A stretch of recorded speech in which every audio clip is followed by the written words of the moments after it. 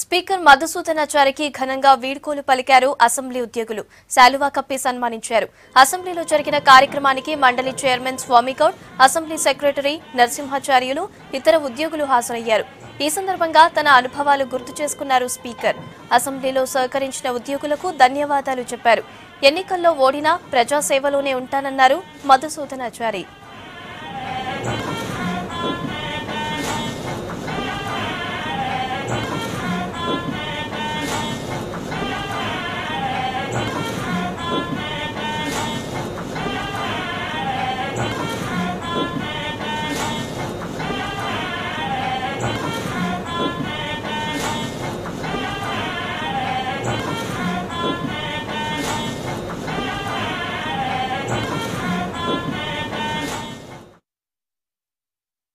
ప్రతి జ్ఞాపకం చిరస్మరణీయం.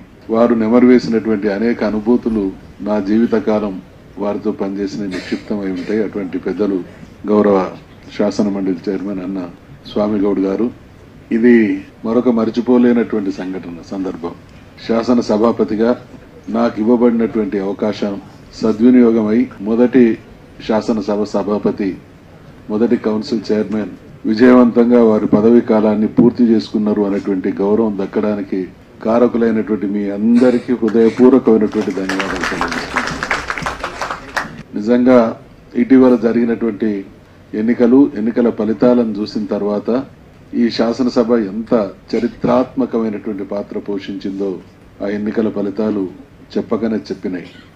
కానీ మధుసూదనాచారి గారు లోతట్టు ప్రాంతమైనటువంటి ఆదివాసుల గూడాలకు వెళ్లి వాళ్లకు కరెంటు లైన్లు ఇప్పించి, వారి ఇళ్లలో టీవీలు పెట్టించి, 4 బస్సుల నిండా వాళ్ళని నింపుకొచ్చి, వారు జీవితంలోనే చూడనటువంటి అసెంబ్లీని చూయించి, చార్మినార్ చూయించి, రవీంద్ర భారతి చూయించి, వారికి భోజనాలు పెట్టించి, దగ్గరుండి కుటుంబ సభ్యులోలే అక్కడ ఉన్నటువంటి ఆదివాసుల జీవితాలను మెరుగుపరచడానికి ప్రయత్నం చేశాడు.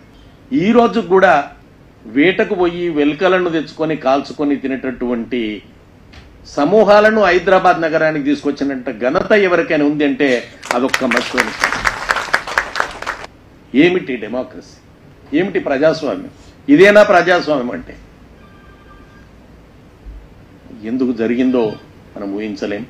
రకరకాల కారణాలు ఉండొచ్చు. ఏదేమైనప్పటికీ వారు స్పీకర్గా సభలో అడుగుపెట్టినటువంటి రోజు నిండైన విగ్రహం. ఆయన వస్తుంటేనే ఒక భీముడు వచ్చినట్టుగా, సభలోకి భీముడు వచ్చినట్టుగా ఆ సభకు నిండుదనంగా ఉండేది.